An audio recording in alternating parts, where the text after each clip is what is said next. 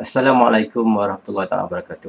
So, ini adalah soalan percubaan SPM 2012 Negeri Kedah untuk soalan ke-8 mereka, iaitu soalan persilangan. Dan ini adalah soalan terakhir yang cikgu akan buat untuk kamu. Okey. Kerana memandangkan semua soalan persilangan yang dikeluarkan oleh negeri-negeri lain menggunakan konsep unjuran ortografik. Jadi tak perlulah cikgu ulang banyak kali. Cuma apa yang penting, kamu kena faham konsep dan langkah-langkah asas dia. Jadi, hari ini cikgu tidak akan bicara tentang konsep langkah asas kerana kalau kamu nak lihat, kamu boleh lihat dalam video-video yang sebelum ini. Kita akan lihat teruskan kepada bagaimana untuk menyelesaikan soalan ini. Okay, langkah yang pertama, kenal pasti bentuk soalan, iaitu unjuran ortografik, dan kaedah yang perlu digunakan. Ada puncak, jadi kaedah pandangan pinggir.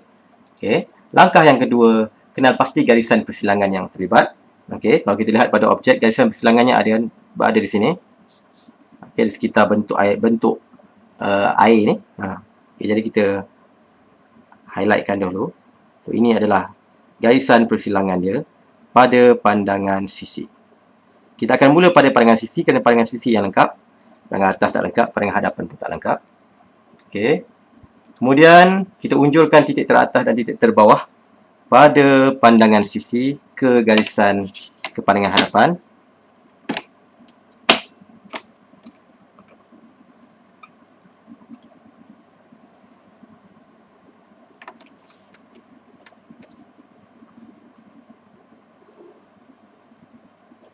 Okey. Persilangan dengan pandangan sisi dengan sisi pada pandangan hadapan, kita unjurkan ke pandangan atas, silangkan dengan garisan tengah.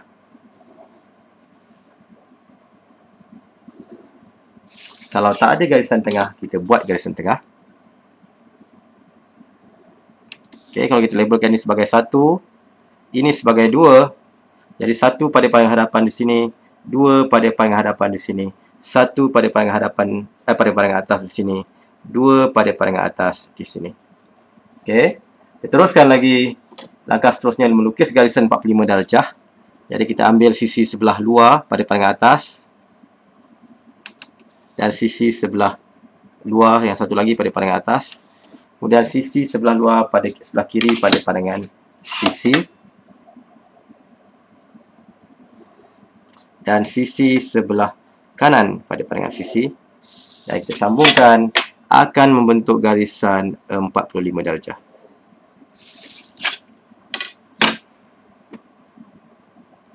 Seterusnya, kita akan unjurkan dari garisan daripada puncak. Okey, pergi ke titik-titik yang kita nak cari. Titik 1 dah ada. Okey, seterusnya, titik 2. Kenapa titik 2? Titik 2. Titik 2 dah ada. Titik 3. Kita kena cari di manakah titik 3 ni. Jarang-jarang sekali kita jumpa soalan macam ni. Okey, di mana garisan persilangan terkeluar daripada piramid. Tapi tak ada masalah, sama je sebenarnya. Okey. 3 unjurkan. Kita unjurkan 3 ke atas. Okey, kalau kita lihat 3 di sini pada pandangan objek 3 di sini. Dia bersilang dengan garisan piramid yang sebelah tepi ni. Jadi kita silangkan dengan garisan piramid sebelah tepi. Mana garisan piramid tu? Di sinilah. Yang ni kita panjangkan garisan ni. Okey, kita akan dapat titik 3 di sini. Untuk kepastian kita lihat betul-betul pada objek. 3 betul-betul di atas garisan sisi piramid ni. Begitu juga 3 di sini, ya, di atas sisi piramid ni. Kemudian kita turun tegak ke bawah. Dan kita unjurkan 3 pada pandangan sisi juga kepada pandangan hadapan. Kita akan dapat titik 3 di sini. Okay, kita nampak dan kita boleh sambungkan. Disebabkan titik A nak kena cari titik A pun perlu dicari juga. Okey. Dia dah label titik A, kita ambil A lah. Okey. A kita unjurkan ke pandangan hadapan, dia dah beri dah A kat situ. Kita unjurkan saja A ke atas. Dan A pada pandangan sisi kita unjur garisan 45 darjah. Kita unjurkan ke pandangan atas, kita akan dapat titik A di sini. Ini lebih kita lebih bermain dengan konsep unjuran ortografik. Dia dah bagi A kat sini, kita tahu A dekat sini, kita unjurkan saja ke atas, kita akan dapat titik A. Okey, ini konsep unjuran ortografik yang mudah. Dapat A, ada 1, ada 3. Kita sambungkan 1 ke 3.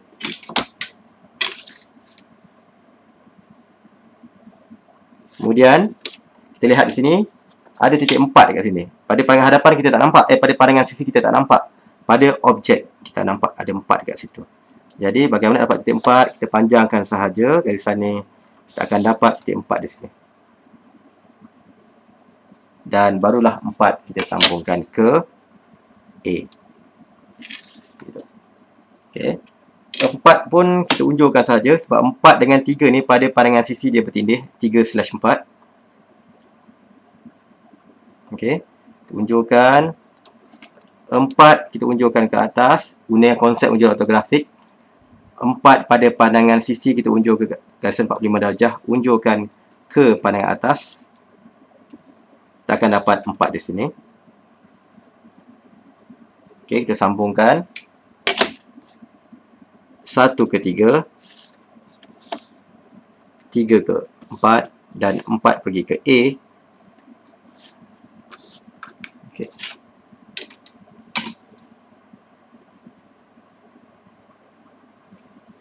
Yang sebelah sini pun sama jugalah. Okey, kalau kita unjurkan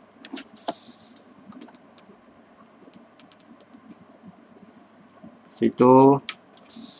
Okey, kita unjurkan, tak payah label pun tak apa. Sebab kita dah tahu dah jarak dia. Kita unjurkan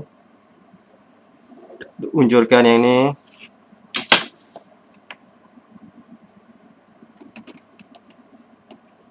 Unjurkan ke sini.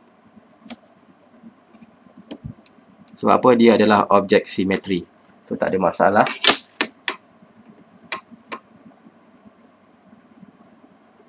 Okey, kita akan dapat 3 tanda lah. 3 lah. Sama je. Kemudian kita unjurkan yang ni. Kita akan dapat sini 4 dan sini A. Kita sambungkan 1 ke 3. A dengan 4 kita sambungkan dan 3 ke 4 kita sambungkan. Okey, begitu. Seterusnya kita tinggal di bahagian bawah pula. Bila ada lengkung perlu tambahkan 2 atau 3 titik antara. Okay, biasanya dalam kes ni sudut 30, 60 lah.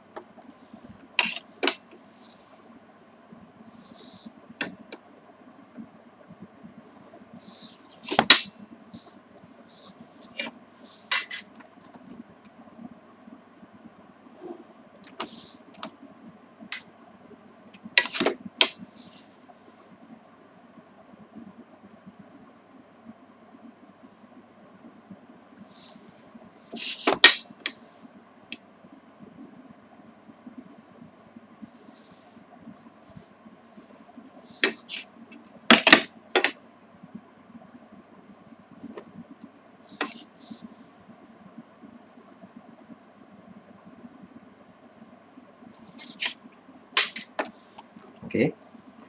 Kemudian kita labelkan 1, 2, 3, 4 dah ada. Kita labelkan sebagai 5,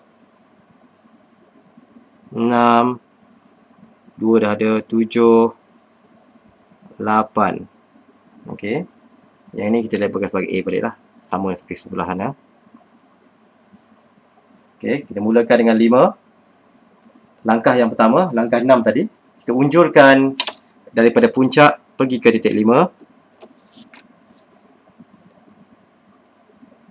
Panjangkan ke tapak. Okey. Persilangan dengan tapak kita unjurkan ke pandangan atas melalui garisan 45 darjah.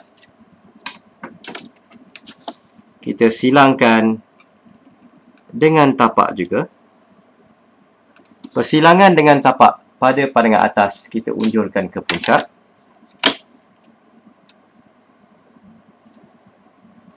Okey.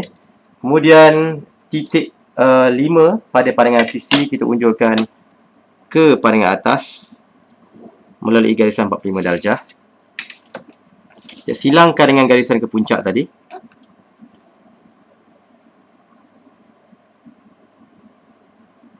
kita akan dapat titik 5 di sini.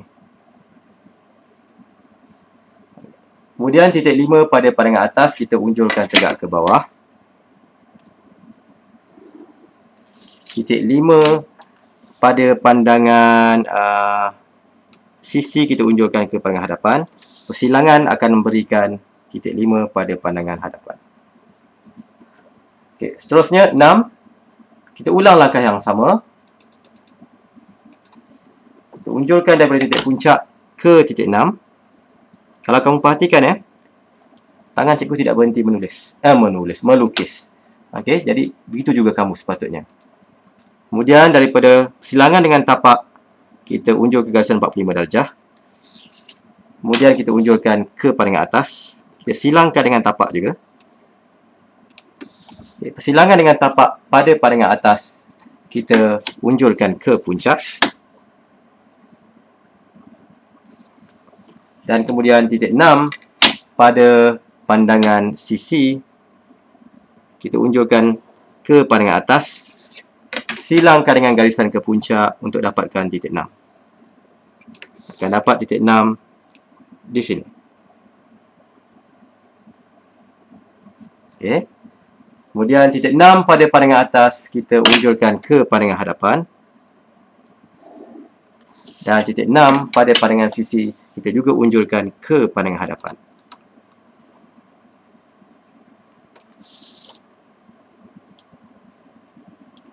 Okey.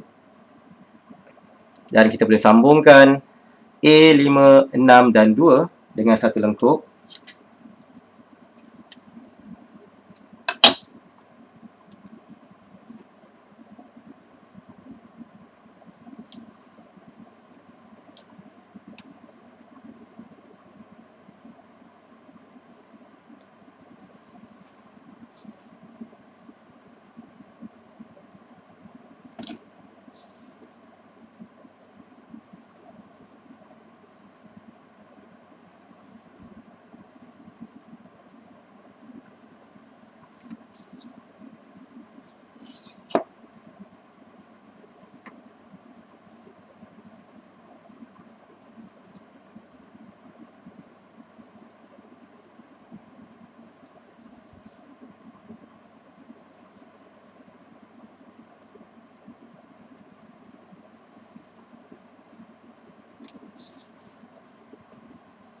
Okey.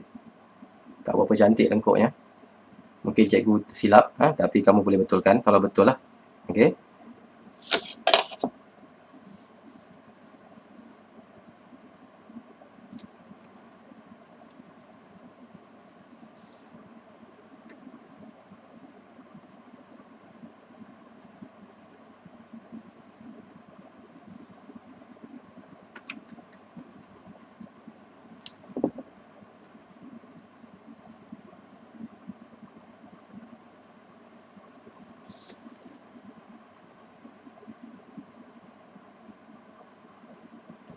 Okey, kemudian seterusnya kita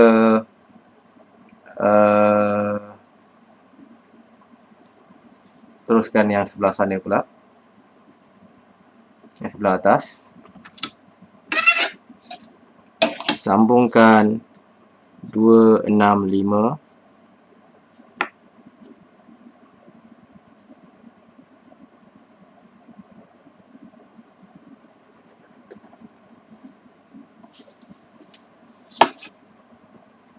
Sebenarnya dalam bentuk garisan putus-putus, okey, kerana pada pandangan atas, pada pandangan atas 5, 6, 2 dan 5, 6 dan 2 tidak kelihatan, jadi garisan putus-putus.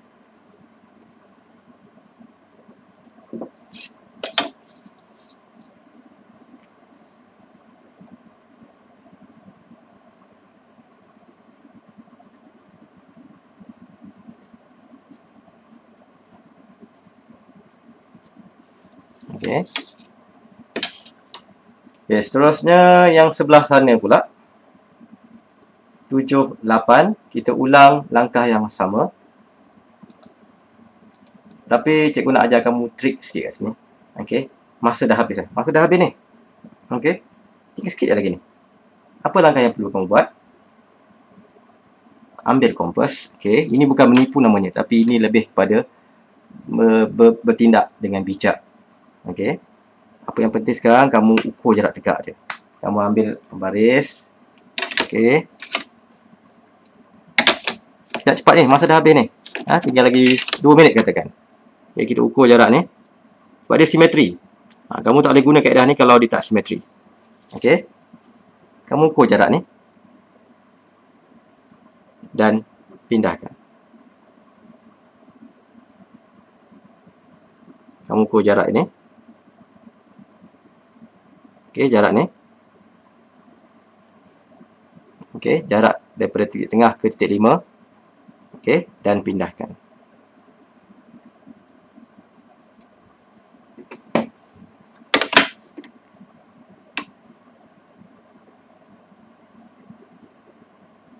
Kamu akan dapat titik sebelah sana. Okey, ini 7. Yang ni 8. Dan terus sambungkan menggunakan French curve.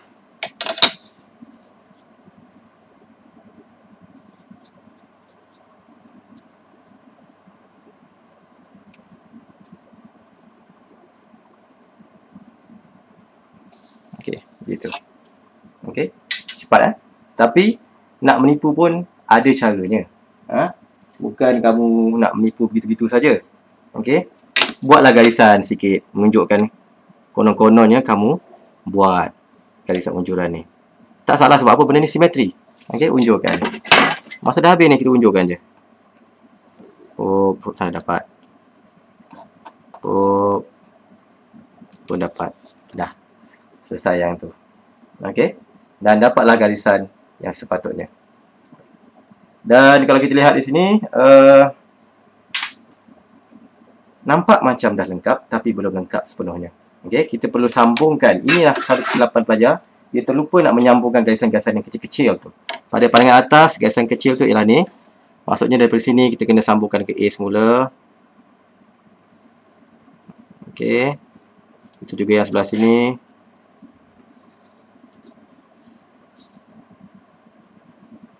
Okey, kemudian sebelah atas ni kita kena sambungkan. Yang sebelah tengah ni sambungkan.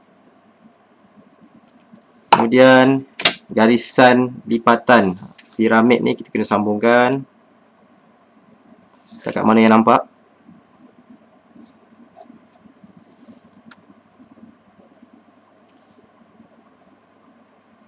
Ada lagi tak?